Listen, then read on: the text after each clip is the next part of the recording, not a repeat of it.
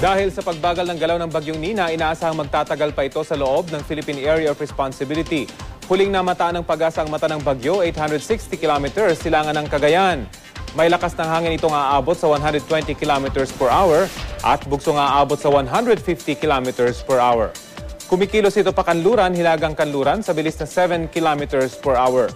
Base sa storm track ng Weather Central, kung hindi magbabago ang galaw ng bagyo, posibleng lumabas ito ng PAR sa Lunes o sa Martes. Sa ngayon, nananatili pa rin namang mababa ang chance nitong tumama sa lupa.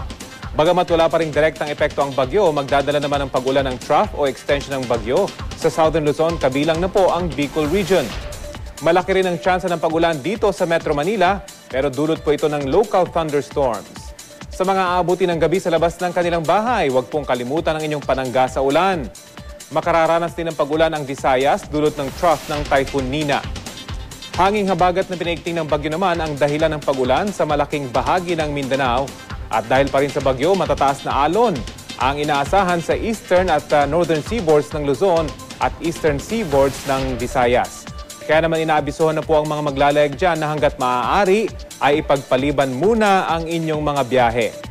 Para po sa karagdagang update sa ulat panahon, pwede rin nyo pong busitahin ang GMA News weather page.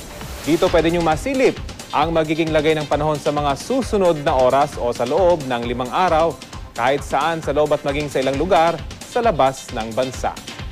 Ito po ang GMA Weather, serbisyong totoo ng GMA News.